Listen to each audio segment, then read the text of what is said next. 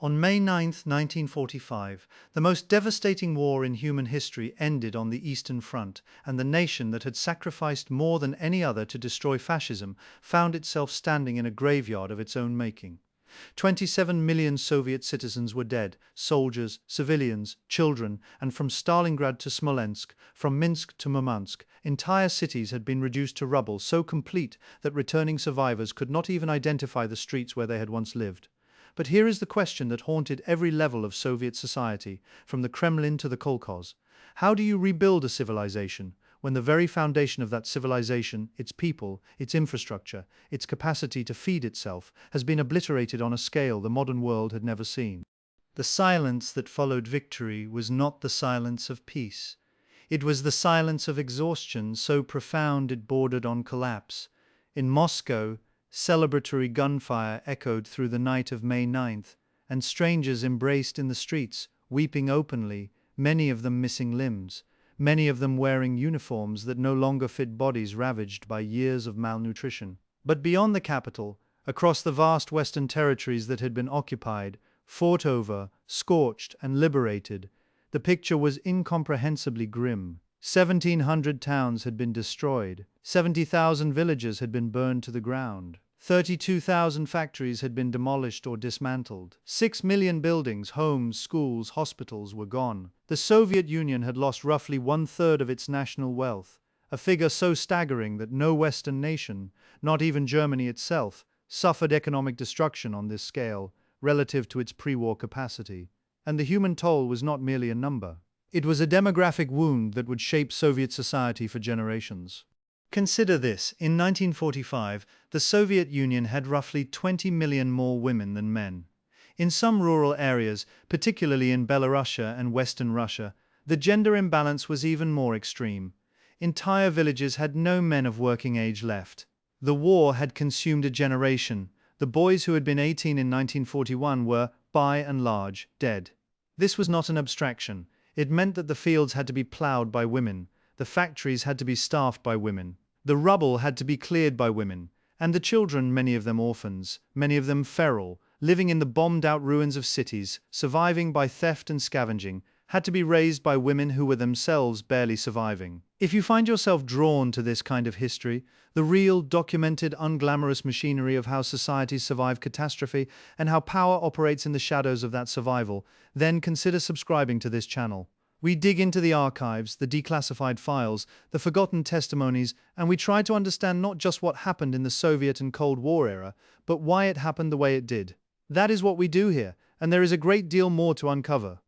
Now, to understand what the USSR looked like in the immediate aftermath of the war, you have to first understand what was happening in the corridors of the Kremlin, because the decisions made there in 1945 and 1946 would determine whether the Soviet Union recovered or fractured. And at the center of everything was one man, Joseph Stalin. He was 66 years old, in declining health, though this was a closely guarded secret, and he was both the architect of victory and the architect of the system that had made victory so catastrophically costly. Stalin's wartime leadership had given him an aura of near divinity within Soviet propaganda. The cult of personality, which had been powerful before the war, was now absolute. But behind the propaganda, behind the medals and the parades, and the carefully staged photographs, Stalin was facing a problem he had never confronted before. The Soviet people had changed. This is one of the most underappreciated dynamics of the post-war period. The war had done something that decades of Soviet rule had not. It had exposed millions of Soviet citizens to the outside world. Red Army soldiers had marched through Romania, Hungary, Poland, Czechoslovakia, Austria, and Germany. They had seen with their own eyes that even the war-ravaged countries of Eastern Europe had a higher standard of living than the pre-war Soviet Union. They had seen paved roads in villages. They had seen houses with plumbing. They had seen ordinary farmers with multiple pairs of shoes. This was a shock. The Soviet propaganda apparatus had spent 20 years telling its citizens that the capitalist world was a place of misery and exploitation, that the Soviet worker lived better than any worker in the West. And now millions of soldiers knew from personal experience that this was a lie. What would they do with that knowledge? Stalin understood the danger immediately, and his response was characteristically brutal. Returning prisoners of war, Soviet soldiers who had been captured by the Germans, often through no fault of their own, often after fighting with extraordinary bravery, were treated not as heroes but as suspects. Under Order 270, issued in 1941, surrender had been effectively criminalized. Soviet soldiers who had been captured were presumed to have been contaminated by foreign ideas or worse, to have collaborated with the enemy. Hundreds of thousands of returning POWs were filtered through so-called filtration camps run by the NKVD, the Soviet secret police. Many were interrogated for weeks. Many were sent directly to the Gulag. Some were executed. The numbers are still debated by historians, but best estimates suggest that between 1.5 and 2 million Soviet POWs passed through these filtration processes, and a significant proportion, perhaps 300,000 to 500,000, ended up in labor camps. This was the Soviet Union's welcome home to men who had survived Nazi captivity. The cruelty of it is almost beyond comprehension, but it was entirely consistent with the logic of Stalinist power. Anyone who had been outside the system's control, anyone who had seen too much, was a potential threat. And the paranoia did not stop with POWs. Soviet citizens who had lived under German occupation, and there were tens of millions of them, were also viewed with suspicion. Had they collaborated? Had they worked for the Germans? Had they been ideologically contaminated? In many cases, the answer was complicated. Survival under Nazi occupation often required some degree of cooperation, whether it was working in a German-run factory to avoid starvation or serving as a village elder to prevent reprisals. But the Stalinist system had no tolerance for nuance. Entire ethnic groups were subjected to collective punishment. The Chechens, the Ingush, the Crimean Tatars, the Kalmyks, the Volga Germans, all had been deported during the war on accusations of mass collaboration. By 1945, these deportations were fait accompli, and the deported peoples were languishing in Central Asia and Siberia, stripped of their homelands, their cultures suppressed, their very existence erased from Soviet maps. The Chechen-Ingush Autonomous Republic simply ceased to exist. Its territory was divided among neighboring regions. This was ethnic cleansing carried out by the victors of a war fought against ethnic cleansing, and it remains one of the darkest ironies of the post-war period. But let us return to the physical reality of life in the USSR after the war, because the scale of destruction demands attention. Leningrad, modern-day St. Petersburg, had endured a siege of 872 days, from September 1941 to January 1944. During that siege, approximately 1 million civilians had died, most of them from starvation. By the time the siege was lifted, the city was a shell. Buildings stood with their facades intact, but their interiors gutted by fire and shelling. The population had been reduced by more than half. Survivors were gaunt, traumatized, and many suffered from lasting health effects of prolonged malnutrition. And yet, remarkably, reconstruction began almost immediately. Workers, again predominantly women, began clearing rubble by hand. Factories that had been evacuated to the Urals during the war slowly returned their machinery. But the process was agonizingly slow, and the resources were desperately scarce. Stalingrad was even worse. The city that had become the symbol of Soviet resistance was, by 1945, essentially a ruin. 90% of its residential buildings had been destroyed. The population, which had been around 400,000 before the battle, had been almost entirely evacuated or killed. When civilians began returning in 1943 and 1944, they found a landscape that resembled the surface of the moon, cratered, blasted, stripped of every recognizable feature. Reconstruction of Stalingrad became a prestige project for the Soviet state, but even with significant investment, it took years. People lived in dugouts and basements. They cooked over open fires. They drew water from the Volga. And they worked, endlessly, clearing debris and laying new foundations, often with little more than shovels and their own hands. The countryside was, in many ways, worse off than the cities, though its suffering attracted less attention. The collective farm system, the kolkhoz, had been struggling even before the war. Soviet agricultural productivity had never recovered from the disastrous collectivization campaigns of the early 1930s, which had caused a famine that killed millions, particularly in Ukraine. The war compounded the problem catastrophically. Farmland in the Western Soviet Union had been fought over, mined, and contaminated. Livestock had been slaughtered or confiscated first by the retreating Soviets, then by the occupying Germans, then by the retreating Germans, then again by the advancing Soviets. By 1945, the Soviet Union had lost roughly half its horses, a third of its cattle, and a significant proportion of its pigs and sheep. In an agricultural system that still relied heavily on animal power, the loss of horses was devastating. Fields went unplowed, harvests fell. And then came the famine of 1946 to 47. This is a chapter of Soviet history that was almost entirely suppressed during the Soviet period and remains underexplored even today.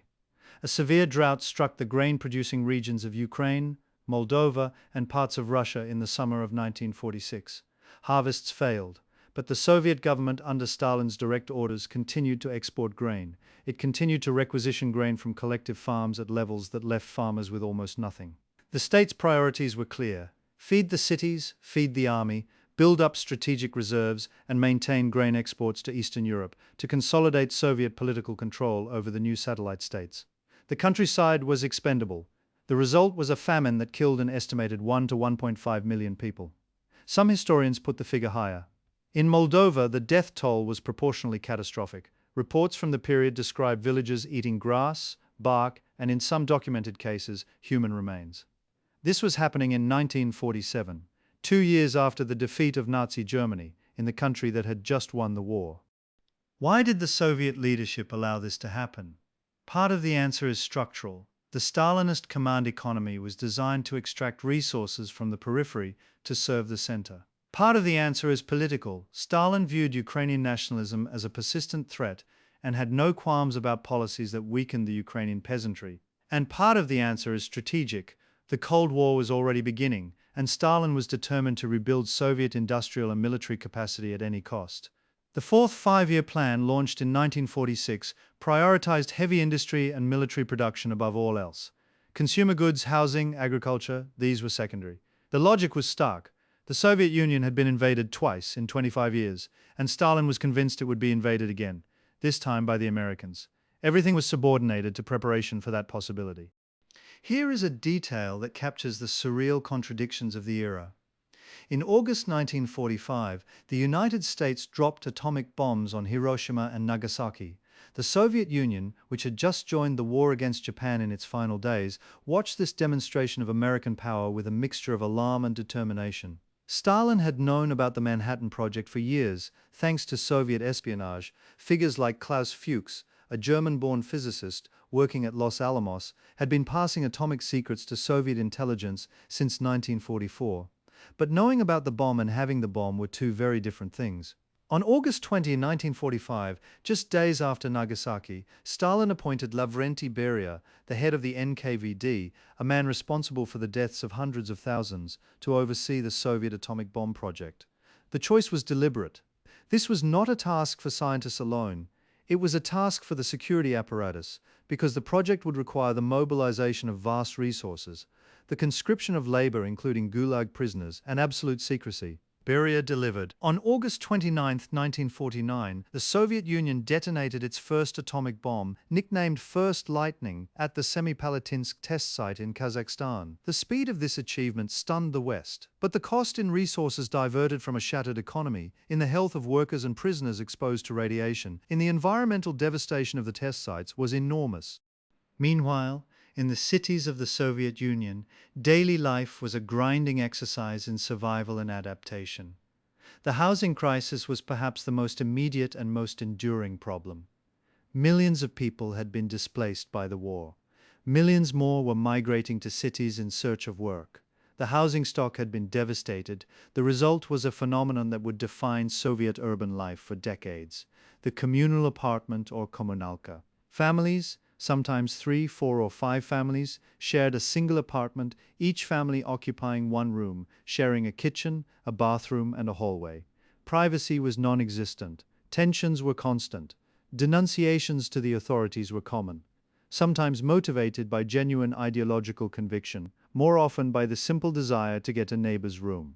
A 1945 survey of Moscow found that the average living space per person was approximately 4 square meters.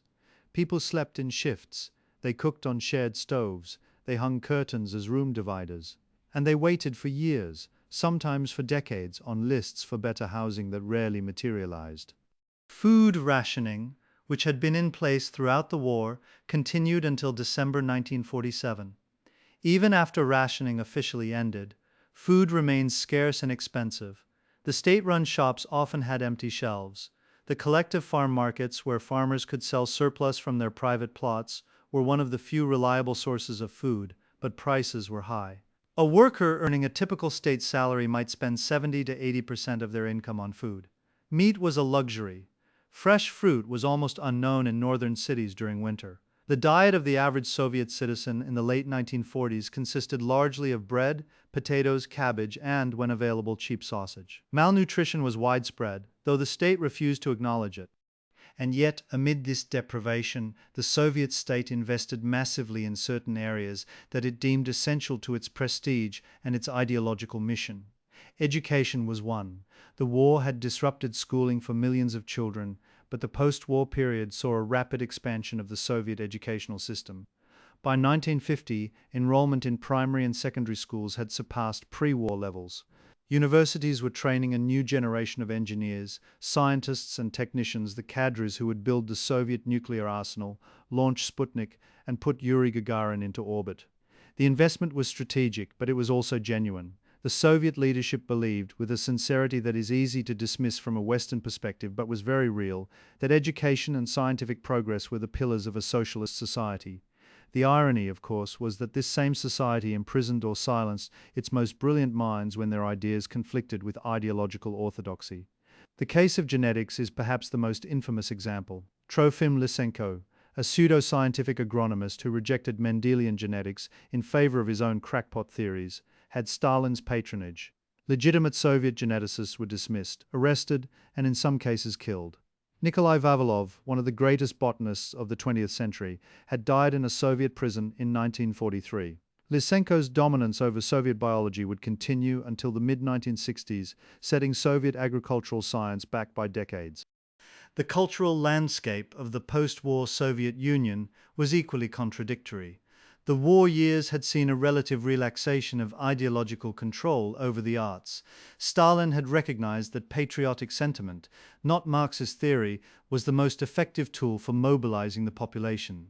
Writers, composers, and filmmakers had been given slightly more latitude to create works that appealed to genuine human emotion. But this thaw was short-lived. In 1946, Andrei Zhdanov, a member of the Politburo and Stalin's cultural enforcer, launched a campaign of ideological purification that became known as the Zhdanovshchina. The campaign targeted writers, musicians, and filmmakers who were deemed insufficiently Soviet in their work. Anna Akhmatova, one of the greatest Russian poets of the 20th century, was expelled from the Union of Soviet Writers and denounced as a half-nun, half-harlot. The satirist Mikhail Zoshchenko was similarly attacked.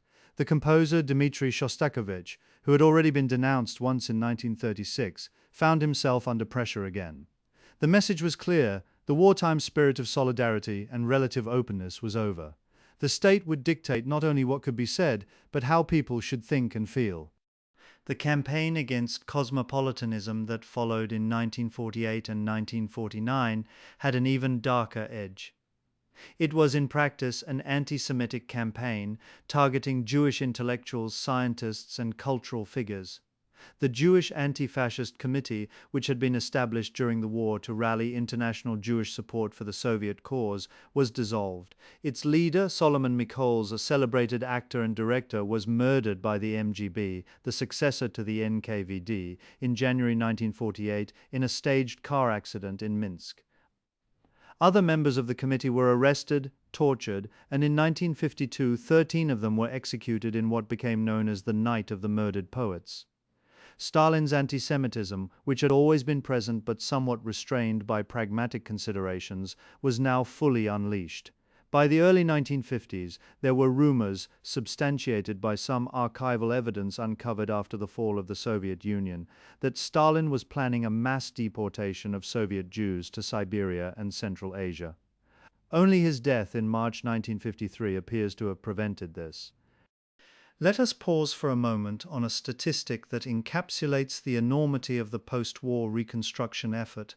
By 1950, just 5 years after the end of the war, Soviet industrial output had not only recovered to pre-war levels, but in many sectors exceeded them.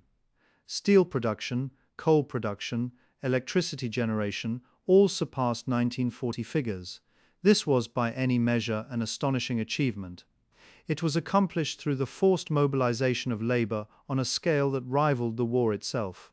Workers were bound to their factories by law. Leaving a job without permission was a criminal offense, punishable by imprisonment. Working hours were long, often 10 or 12 hours a day, 6 days a week. Safety standards were minimal. The Gulag system, which had contracted slightly during the war, expanded again after 1945, reaching its peak population of roughly 2.5 million prisoners in the early 1950s. These prisoners, political dissidents, returned POWs, ethnic deportees, petty criminals, and people who had simply been in the wrong place at the wrong time, provided a vast pool of disposable labor for the most dangerous and undesirable tasks. Mining in the Arctic, logging in Siberia, constructing canals and railways in conditions that killed thousands. The human cost of this industrialization drive is incalculable, but it achieved its strategic objective. By the time Stalin died in 1953, the Soviet Union was the second most powerful industrial and military state in the world. It had the atomic bomb. It had a massive conventional military. It had established control over a belt of satellite states in Eastern Europe, Poland, Czechoslovakia, Hungary, Romania, Bulgaria, East Germany, that served as a buffer zone against Western invasion. The Iron Curtain had descended. The Cold War architecture that would dominate global politics for the next 4 decades was in place. But what did this mean for ordinary Soviet citizens? It meant that the sacrifices of the war were followed not by relief, but by new sacrifices, new demands, new fears. The promise of a better life, the promise that had been implicit in the wartime social contract, the unspoken understanding that the people had earned a reprieve through their suffering, was betrayed. Instead of liberalization, there was repression. Instead of consumer goods, there were tanks and missiles. Instead of housing, there were communal apartments and barracks. Instead of truth, there was propaganda. The war had been won, but the peace felt to many like a different kind of siege. There is a Russian phrase that captures this mood. После войны, after the war, it became a temporal marker, a dividing line in the memory of an entire generation. Everything was measured against it. Were things better after the war? Were they worse? The answer depended on who you were, where you lived, and what you had lost.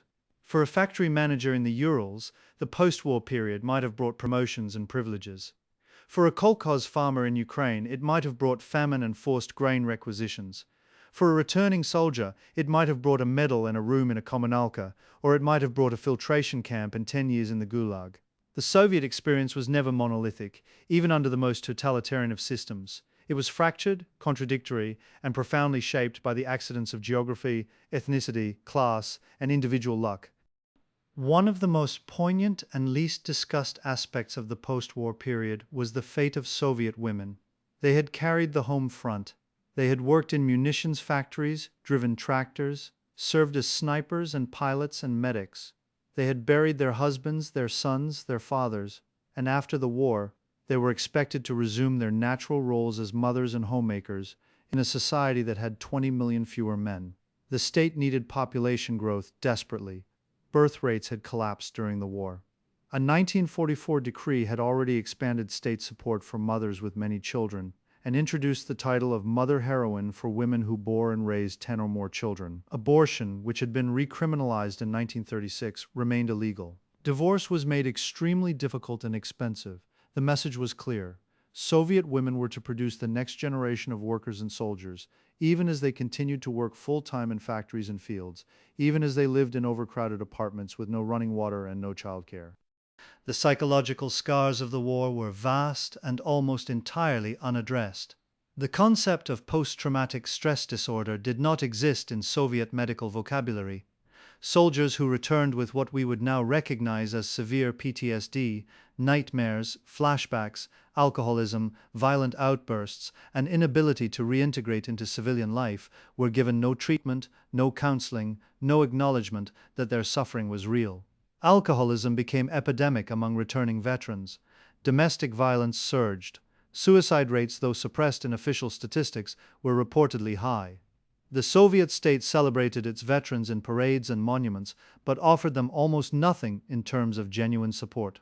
The gap between the propaganda image of the triumphant Soviet soldier and the reality of broken men struggling to survive in a broken country was immense. And then there were the children. The war had created millions of orphans, estimates range from 2 million to 4 million.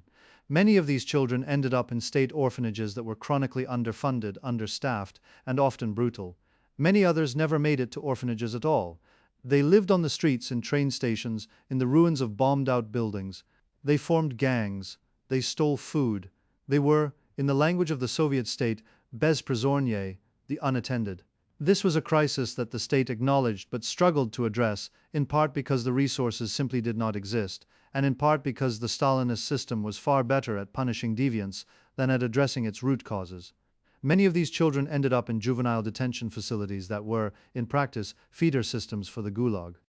By the late 1940s, the Soviet Union presented a paradox that would define it for the rest of its existence. It was a superpower, one of only two on the planet, capable of projecting military force across continents, capable of building nuclear weapons, capable of inspiring and funding revolutionary movements from Berlin to Beijing, and yet its own citizens lived in conditions that would have been considered unacceptable in most of Western Europe. The gap between the state's external power and its internal poverty was not a bug in the Soviet system, it was a feature. The system was designed to concentrate resources on strategic priorities: military production, heavy industry, scientific research at the expense of everything else. Consumer welfare was not merely neglected, it was deliberately sacrificed. Stalin himself seemed to understand on some level that this bargain could not hold forever. But his solution was always the same: more control, more repression, more forced labor, more propaganda. The Leningrad affair of 1949-50, in which several high-ranking party officials were arrested and executed on fabricated charges, demonstrated that even the inner circle of power was not safe. The Doctors' Plot of 1953, in which a group of predominantly Jewish doctors were accused of conspiring to murder Soviet leaders, suggested that Stalin was preparing yet another wave of mass purges when death finally took him on March 5, 1953. His death was, in a sense, the true end of the post-war period. It closed a chapter that had begun not in 1945, but in 1941, a chapter defined by total war, total mobilization, and total control. What followed, the power struggle between Beria, Malenkov, and Khrushchev, the secret speech of 1956 in which Khrushchev denounced Stalin's crimes, the tentative, uneven, incomplete thaw that followed, all of this was shaped by the accumulated traumas, injustices, and contradictions of the post-war years. The Soviet Union that emerged from the Great Patriotic War was not the triumphant socialist paradise that its propaganda proclaimed. It was a wounded colossus held together by fear, ideology, and the sheer will of a traumatized population that had no choice but to keep building, keep working, keep enduring. The victory over fascism was real, and it was earned at a price that defies imagination. But the peace that followed was not a peace in any meaningful sense. It was a continuation of struggle by other means against poverty, against the state's own citizens, against the logic of a system that valued power over people. The echoes of those years in Russian politics, in the unresolved traumas of the post-Soviet space, in the way victory in the Great Patriotic War is still invoked to justify sacrifice and suppress dissent, are with us still. History does not end when the guns fall silent. Sometimes that is precisely when the hardest part begins.